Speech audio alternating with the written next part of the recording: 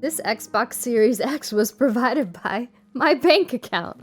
Just kidding, I'm super excited I got this, guys. Came in the mail today, one day late from its actual release date, so hopefully most of you, definitely by the time you see this video, would have gotten yours if you pre-ordered it. Or maybe yours was delayed like mine, in which case, I know it sucks. The only thing that helped me stomach that a little bit more is the fact that there's no really like new games coming out for the Xbox that I'm looking forward to, the Xbox Series, because Halo Infinite got delayed, otherwise that would have been it. So yeah. Super excited. I'm not doing an unboxing. This is not an unboxing video. I'm waiting for my partner to come home so we can unbox it together because we went halvesies on it. But we each got our own PlayStation 5s, which are coming tomorrow. Maybe we'll do an unboxing for that. I don't know. I got the digital version for him. He got the physical version for me. It's a little cute thing. But yeah, the reason why we don't share, we don't get our own Xbox Series is because I'm mostly playing on my PlayStation anyway. So if he wants to play on the Xbox at the same time as me, I could play on my Xbox Series and he can play on his PC, or vice versa, because we both have PC laptops. So anyway, hey, I'm Delilah, aka Assassina, and this is not a video about my Xbox or my PS4 or next gen, although I'm so happen to be recording this when I'm actively hype about it. But it's actually a Q&A video because I hit 1,000 subscribers on YouTube. Yay! No, seriously, thank you so much. I made a video kind of thanking you guys briefly and letting you know that I was going to do a Q&A in celebration of that. Since then, I've hit like, what, 1,450? So like I spiked up really fast. It was quite fascinating. Yeah, 1,460. So thank you so much, each and every one of you. It all means a lot to me. It's quality for sure. I created my YouTube channel many years ago. It was just an account I created to watch other videos. I didn't think anything of making videos and, you know, being consistent and all that stuff. I just lived my life and watched videos, and I would upload random clips of random things in random games, usually glitches, on my YouTube channel, just little short clips, nothing serious, nothing that took a lot of time or thought. It was just me purging whatever stuff I thought was mostly funny or cool onto YouTube. I would say like 4 years ago at this point, I started streaming more consistently, but that was only on Twitch, and then I would archive it on YouTube. So I have a lot of those old videos up still. I actually wound up cleaning up the channel and deleting all of the old videos that were just clips and combining them and compiling them and re-releasing them on YouTube or on my Facebook gaming page, because the ones on YouTube are the ones that I really like. The ones on Facebook gaming are just things that I wanted it to live somewhere, but I didn't want it to live on my YouTube channel anymore since I saw it was growing and I was taking it a lot more serious. Then I went to grad school. Like, I started streaming, 4 years ago. I went to grad school, didn't stream at all, maybe once in a blue moon. And then as soon as I graduated, I started again. But I didn't really get consistent until like maybe this year. And then this year, not only did I start streaming, but well, actually maybe last year, yeah. I didn't just start streaming, I also created videos on YouTube. I started doing full playthroughs, which is pretty new, that happened this year. I started doing video reviews, I started putting out more video game guides, and that's all pretty new to my channel.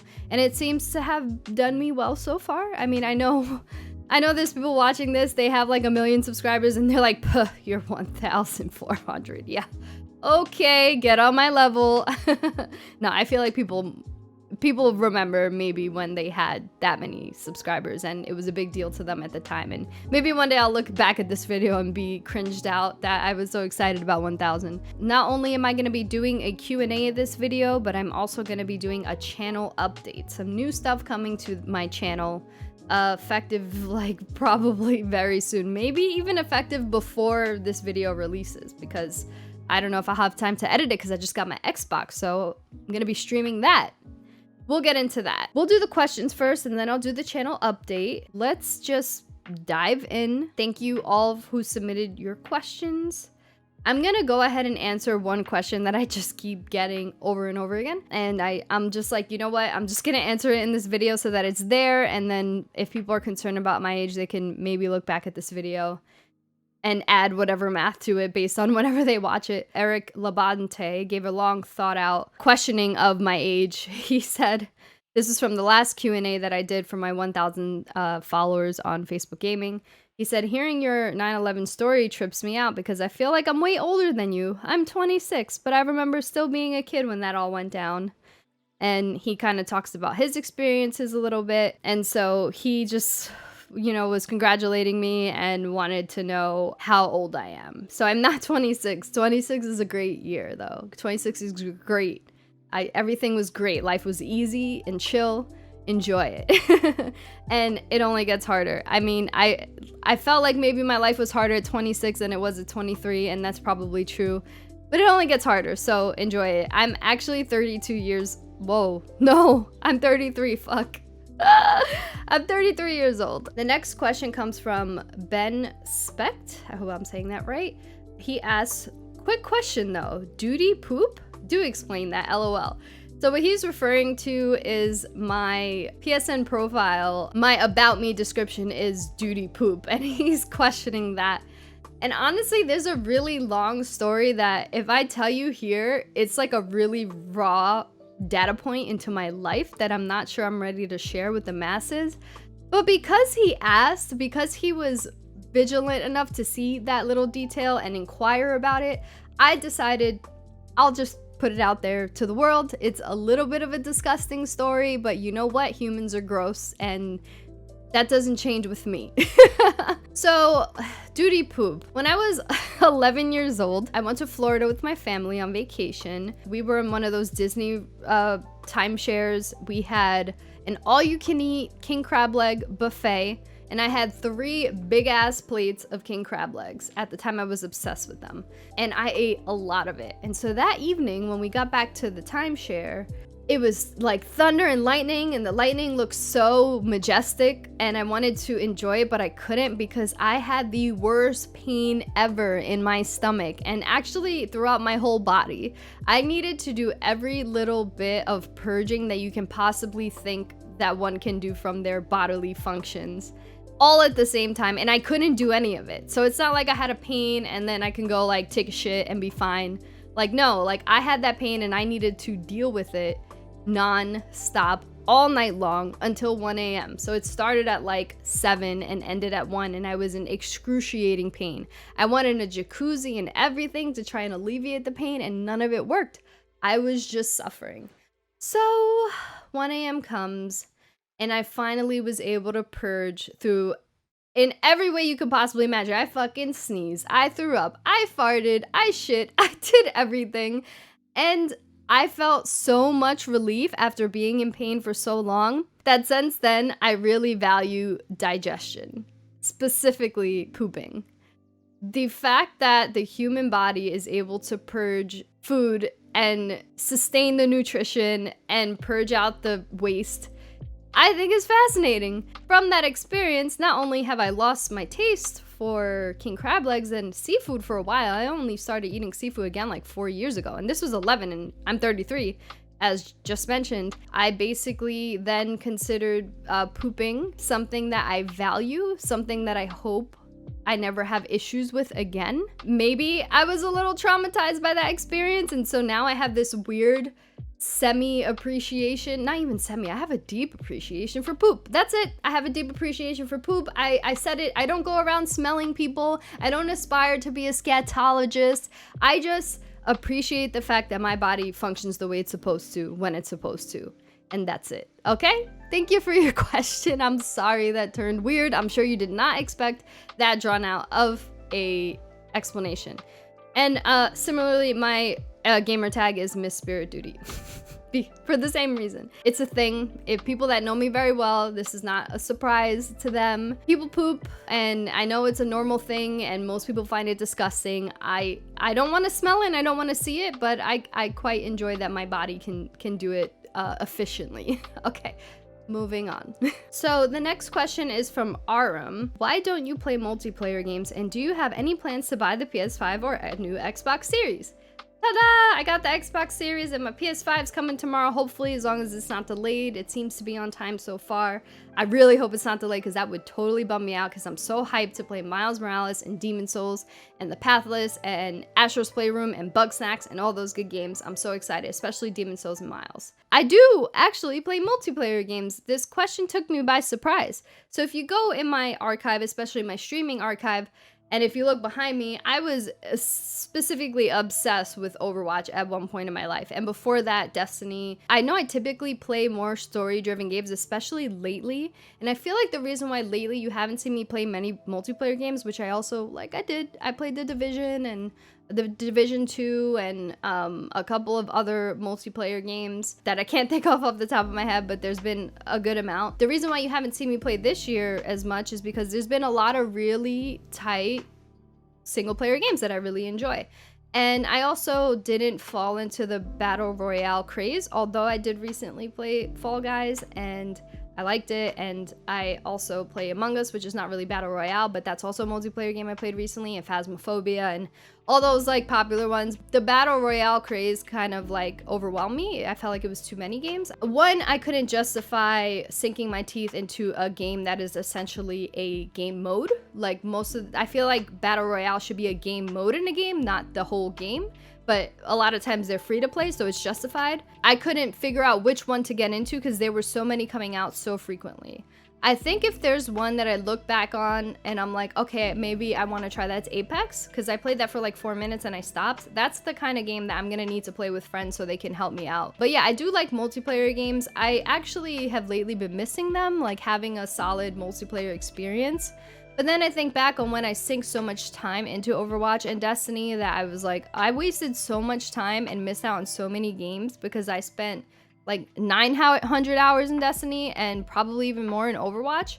And I missed out on a lot that I wish I could have experienced. So I think the reason why it might seem like I don't play multiplayer games is because I don't play them for as long as most people play them. Like there isn't a multiplayer game that's my go-to anymore since Overwatch. That is why, but I do play multiplayer games. I do like them. And when you say multiplayer, I'm not just talking about PvP. I'm talking about like even like cooperative experiences or experiences with like up to 4 players or things that aren't Battle Royale. So I'm not sure where the question was motivated from, but that's my best explanation of my own multiplayer experience, I suppose. So thank you for your question. The Awesome John said, what's the best and worst thing about streaming? Let's start with the worst thing, because I want to end it on a good note, because I don't want people to think that I don't like streaming, because if I didn't like it, I wouldn't do it. The worst thing about streaming is that sometimes it distracts me from the game. So I noticed that when I play game on stream versus when I play game off camera, or even when I'm playing a game and just recording without streaming, I'm definitely playing better because I don't have an audience. It's like something about the audience puts a little pressure on me. And another thing that kind of bothers me about that element of it is people, for some reason, and I don't know if this is because I'm a girl or because this is just how people are, they really love to teach you how to play the game before even giving you a chance to try yourself. So like I'll literally just arrive to an objective, and before I can even think about how to approach the objective, people are already telling me what to do. And so if I see that, I feel like I'm ruining my own experience of learning myself, because that's the point of games, is learning and overcoming and getting to the next step. They're kind of taking that away from me. And so a lot of times when I play games that I really like, I try not to look at the chat because I really want to learn myself and, you know, trial and error my own tactics instead of having someone tell their tactics to me because they've played the game already or because they Googled it. So that to me is the worst thing. And also it's a little draining to stream because you have like the lights on you and the camera on you and the chat going, and then, you know, you're focused on the game, and it's kind of a lot of stimuli coming at you all at the same time. And I'm the type of person that I'm very impacted by a little bit of stimuli, so then to have all the stimuli kind of affects me more than most people because I'm very introverted. To have all that stimuli gets overwhelming, which is why my streams never exceed 3 hours, and they're on average like 1 hour and 30 minutes, 2 hours. So after a while, I just finished streaming and I'm drained and I kind of don't even want to play the game. And I don't like that because typically I can play a game all day long. Like from the time I wake up on a weekend, like 10, 11 a.m. all the way until I go to sleep at like 2 a.m., you know? And nonstop in between like pissing and shitting and eating and maybe like petting my cats and stretching for a second. So yeah, that's the worst part about streaming. The best part about streaming is you're not only experiencing this game on your own, but you're experiencing the game with people who give a shit. People who are there for you, who enjoy your company, who enjoy your energy, who enjoy each other's energy in the chat, who enjoy the game, who maybe want to learn about it, who maybe want to see what it looks like before they try it themselves or buy it themselves. And I like to be a resource when it comes to that stuff because I feel like I have a wealth of knowledge when it comes to video games. And I feel like I'm pretty good at games, like not the best, not pro level, but like I'm good enough in games where I think my gameplay could help people really determine if it's a game for them. And I'm also able to kind of tease out what about a game I think people would like and what they wouldn't like, whether I like it or not. I like to be a resource, but also it's just a lot of fun talking to people sometimes. It can get draining, but when people are there just having a good time and laughing at what you're laughing at or reacting to whatever you're reacting to, it's just like hanging out with friends and it's a really good time. And also I feel like people are generally lonely, especially now with COVID, and people need an outlet to be able to feel some sort of social connection. And I feel like when I stream, I'm offering that to people. I'm not trying to say like, oh, I'm the only positive influence you can have on the internet. There's so many, but I think I do foster a space of positivity and relaxation and chill. And I'd like to continue that and hone in on it and do it better in the future. And I just like that people can come to my stream and be themselves and not feel uncomfortable, and that they come here to have a good time. There's definitely pros and cons to streaming. The next question is from Jonathan Lugo. He says, congratulations, buddy. Your streams and gaming reviews are always on point and entertaining when you play with your friends. My question is, have you ever seen yourself creating a game studio to create video games?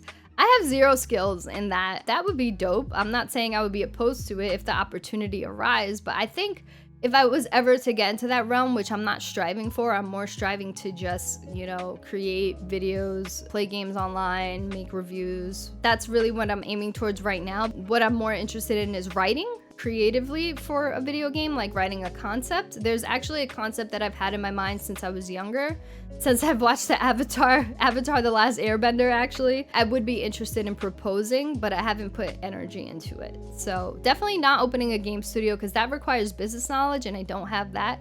I'd be more interested in just being part of a team and offering creative story writing. That's it. Oh, sorry. You asked something else. Which game did you enjoy streaming personally? It all depends on when people come through. When people come through and they're really excited about what I'm playing, that's when I enjoy it. It's not necessarily about the game. I feel like the game often speaks to itself. But I think at one point I had a lot of fun streaming Overwatch because it was just fun, like playing with my friends and then talking to people in the chat. I can't think of a standout game. That's really hard. I can't answer that right now, but in more recent memory, I had a really good time streaming Genshin Impact. I feel like people were really into watching me play that for the first time.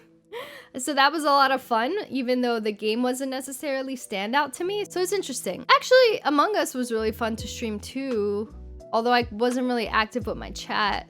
I don't know. Sorry, I don't have a really good answer to that. If I ever get one, I'll make sure to answer it in an addendum. Maybe in the comments of this video. The next question is from J Boy Blue.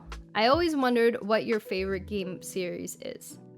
This is so hard. I have to say Zelda. And I know that's the obvious fucking answer. Everyone loves Zelda.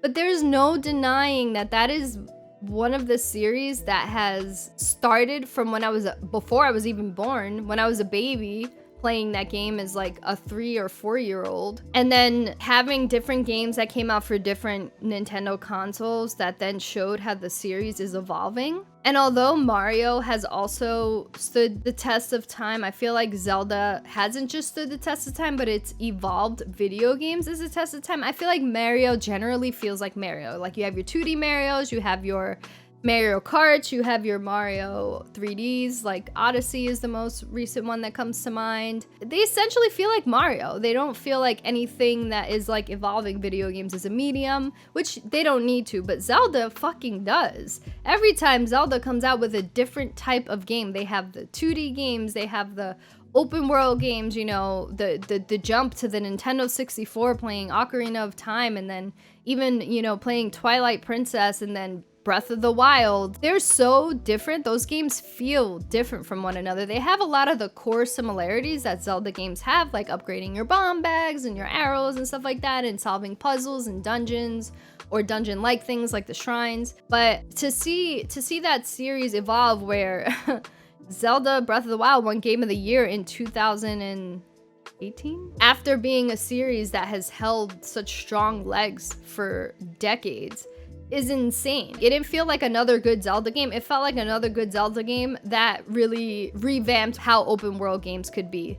The amount of exploration in that game is insane. Like the fact that you can approach any situation in any different way that you choose to, and everyone that plays that game is going to be doing the same thing differently, is amazing. So that's just all to say that I haven't played every Zelda game, so like it feels a little disingenuous to say that it's my favorite franchise if there's some Zelda games I haven't played, but I do feel like it's my favorite just because of its test of time and how long it's followed me through, and just really surprises me every time when they come out with a new game. I could choose series like Uncharted, which I generally enjoy playing, but that was like in more recent times, and I could choose like the Dark Souls series.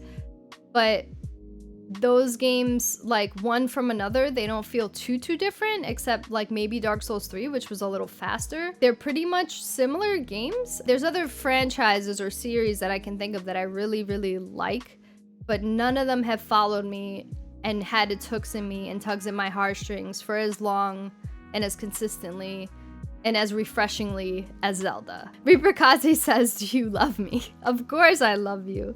You're like my best friend. I've known this girl since I was like 6 or 7 years old, and she's still my friend till this day. That's amazing. Mackenzie, he asks, what game are you currently playing and plan on beating? I'm currently playing Assassin's Creed Valhalla. I just streamed and played that last night as of this recording, which was the 10th of November. The first day that it released for the public, and I plan on beating it and platinuming it eventually, but it's going to go on hold tomorrow when Demon Souls and Miles Morales comes out. The first game that I'm probably gonna beat is gonna be Miles Morales because it's a lot shorter, but I'm definitely gonna focus on Demon Souls and Miles before I go back to Assassin's Creed Valhalla.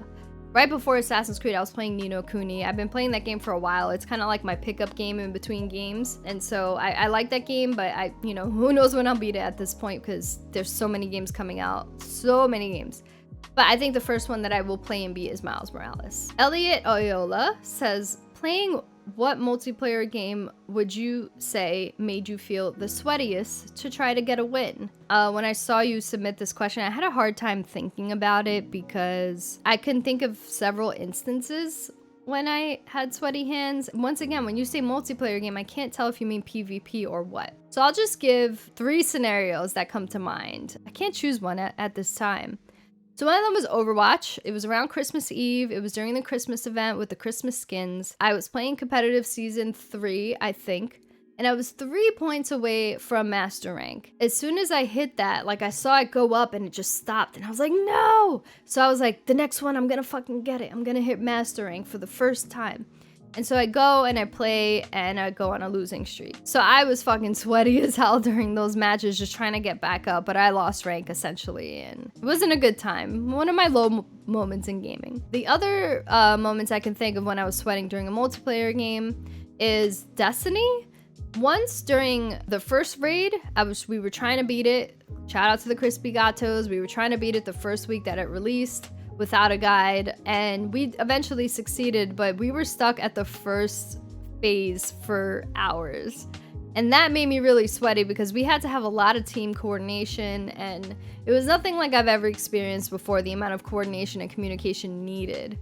And so that first time completing that raid was really sweaty. And then again, when we went for the Flawless Raider trophy, which is completing the raid without anyone dying, And that was really hard. We had to do that over and over again. And when we finally did it, like, my hands were sweaty. I was sweating. I was fucking stressed because that trophy wasn't reliant on just you as an individual. It was reliant on you as a team. We eventually did it, but we could have probably done it a lot easier if we would have waited for the light level to increase. We did it like when the light level was max 26 or something like that. And that was hard to do at the time. I don't know why we didn't just wait it out. I guess we all were thirsty for that trophy. The last one that comes to mind is The Last of Us. When it came out for the PS3, we were playing online factions, and I was playing with a consistent group, and we were really good, including Gil, who you know, who's your BFF. So basically how that online works is that in each match you get, it's kind of like Oregon Trail, where you get a risk meter, and it tells you the percentage amount of risk you have if you don't meet the requirements that you choose. Some of those requirements are like getting this many amount of kills with this weapon, or healing this amount of times, or whatever. So I was at a 100% risk, where if I lost, I would have had to start the whole Hunter faction over, or Firefly, I don't remember, and had to play a lot of matches all over again. Because once you lose all of your population, then you have to start over again, and you're like on square one.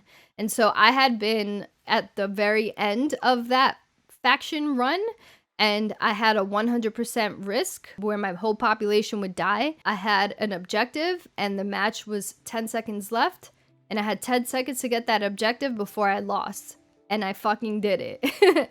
I was sweating like crazy. So yeah, those are the 3 games that stand out that made me really sweat, and I can't think which one made me sweat the most. Probably The Last of Us one. They were all pretty significant, and Dark Souls just makes me sweat generally, let alone when I get invaded.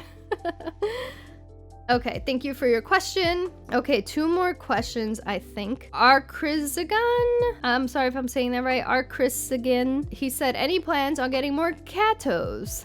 He means cats. I have 2, Raiden and Bruce. No, I'm fine with my 2 boys. I didn't get these cats. They got me. I'm a believer that cats choose their humans, and so Raiden and Bruce chose me. If another cat chooses me, maybe, but I wouldn't want them to feel left out. So right now it's just me and Bruce and Raiden, and that's it. So the last question, the reason why I left this one for last is because it kind of segues into my channel update. This question was from Jimmy Ventura. He said, what's next in terms of content creation? The first day that the PS5 release and I get my hands on Demon's Souls and Miles Morales, I'm going to stream each of those games for an hour, and maybe some other games, I don't know. Maybe some other games, meaning Astro's Playroom and Bugsnax, depending on how I feel. And then afterwards, I'm going to do a full playthrough of Miles Morales on my YouTube channel. That's going to continue from that stream. So that's what's next. We're going to be playing a lot of next-gen stuff. So I'll still be streaming Sundays at 9:30, and I'll stream whatever I'm playing at that time. But I'm also going to do that full playthrough. It's going to be a blind playthrough of Miles Morales. I might eventually do it also for Demon's Souls. But I have to see how I feel when I play that. I considered doing it for Assassin's Creed Valhalla, but I think after playing the first 2 hours of it, I don't think it would be a game that would be good to do a full playthrough for. I think I might do recordings of major story beats, but otherwise just play that off camera or during streams, my Sunday streams. So that's what's next. And I'm also going to be diligent about doing video reviews for those games. And on top of my like written reviews that I do on my Facebook gaming page, because actually shifting my streaming platform so that each platform that I create content on is very different from the other. Right now I'm currently streaming to all 3 platforms at the same time. So like I have Restream, and whenever I stream a game, which for the next month it'll be the case, it'll go to YouTube, Facebook, and Twitch. But starting December, it's only going to go to Twitch, and then I'm going to either archive that stream on YouTube or edit it down and post it on YouTube as like a shorter little video game clip video.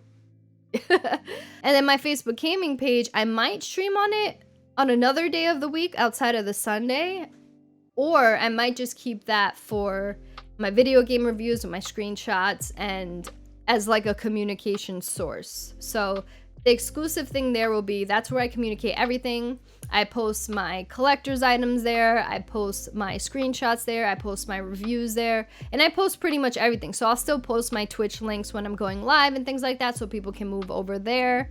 I'm gonna be doing giveaways to, you know, encourage people to move over there, and it'll be Twitch exclusive giveaways, so hopefully people will migrate over. And then yeah, on YouTube I'll just continue to do full playthroughs and reviews, video reviews. And I'll continue to be doing my podcast with Dead Cell Media this month. November, we're doing Miles Morales, so look forward to that spoiler cast. Podcast with Dead Cell Media is called Reap the Spoils. It is a spoiler cast only podcast where every month we pick a game, we beat the shit out of it, we talk the shit out of it, like we review it, we spoil it, we discuss our thoughts on the story and other aspects of the game. So that happens monthly. That'll continue. And yeah, that's pretty much it for now. Lots of next gen stuff and lots of shifting my content around so that each platform has something exclusive to it, so that you're not getting the same rinse and repeat stuff on different places. I did that a while to try and see where I was comfortable, and I'm noticing that most of the engagement on YouTube comes from my full playthroughs. Most of the engagement and reaction videos, I don't know why you guys love that, but you love that. Most of my engagement on Facebook Gaming comes from my posts of my reviews and of like my screenshots, and most of my engagement on Twitch comes from my streams. So there we go. That's the decision. That's the next plan for my channel in terms of content creation. And I'll continue writing reviews with God Hates Geeks, and I'll continue doing podcasts with Dead Cell Media. Complete It or Beat It is pretty much done, but I might eventually consider doing my own version of Complete It or Beat It on my channel, where I review all the platinums I've had, but that seems really grueling, so I'm not quite ready for that. But it's in my mind. You can let me know in the comments if you'd be interested in me reviewing trophy lists instead of reviewing a game, just how it feels to platinum a game or 100% a game. You can let me know. And the NYCGS podcast is on hold because of COVID. The purpose of that podcast was to get people together in a room to talk games, to play games together from the New York City Gamer Society group, just to have a good time with friends and spend time together. Really, it was an excuse to spend time together and talk about games together. So now we just have to do that online, and we weren't interested in making that video podcast because the purpose of it was to get people together in person, and now we can't do that because of COVID. So that's what's coming up for my channel. Thank you all so much for liking my shit. What? Thank you all so much for liking my stuff. Things I create means a lot to me. Even though it's not so many of you, it's enough of you. I think of all of you in a room and I'm like, yo, that's mad people. That's mad homies supporting the homie. So thank you for continuing to support the homie. And I hope to see you guys in my streams and in my comments and, you know, just interacting with the shit I do. And I look forward to next gen. We're here, baby. It's here. We're here. Next gen is here. And I'm so excited. Yay. Of course, outside of work, because work makes things harder, makes time an issue, but you know, gotta pay the bills. Anyway, thank you once again. I'm Delilah, aka Assassina-san, and I hope to see you guys soon. Bye.